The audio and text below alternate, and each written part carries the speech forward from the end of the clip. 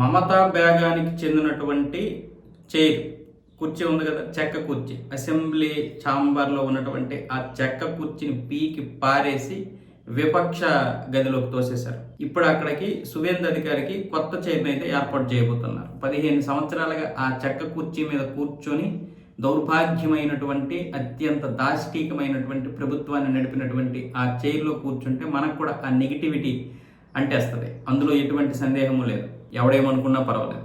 అయితే ఇప్పుడు అక్కడ ఉన్నటువంటి ఫర్నిచర్ను కూడా మార్చారు. ఆవిడ ఫోటోలను కూడా తీసి పారేసి ఆ విపక్ష గదిలోకి అయితే పంపించేశారు. అయితే ఇప్పుడు విపక్షానికి సంబంధించినటువంటి నేతగా టీఎంసీ నుంచి శోభన్ దేవ్ చటోపాధ్యాయని అయితే నియమించినట్లుగా అయితే అటు టీఎంసీ తెలిపింది. ఇక మమతా బ్యాగానికి చెందినటువంటి ఏ గుర్తింపు ఉండకుండా పూర్తిగా తొలగించడానికి ఇక్కడి నుంచే ప్రయత్నాలు మొదలవుతాయి. ఇప్పటి నుంచి కాదు, గెలిచిన రోజు నుంచే ప్రజలే ముందుగా మార్పులు కోరుకున్నారు. ఆ మార్పులు చాలా వరకు చేశారు ప్రజలే. అంటే అంత విసిగిపోయారు.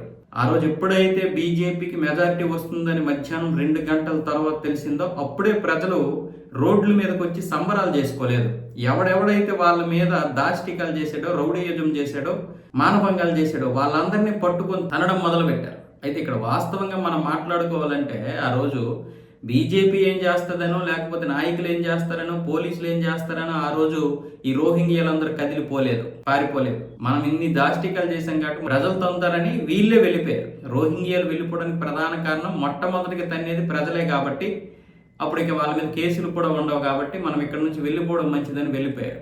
ఇక అధికారం చేపట్టిన తర్వాత అధికారులు, పోలీసులు, నాయకులు వీళ్ళందరూ ఏదో ఒకటి చేయడం తర్వాత సంగతి. దానికి ఒక 15 రోజులు, 1 నెల రోజులు సమయం పడుతుంది. అప్పటి వరకు ఉండేవాళ్ళు. కానీ ఆ రోజే వాళ్ళు తట్టాపట్టా సర్దుకొని వెళ్ళిపోయారంటే దాని అర్థం ఏంటి?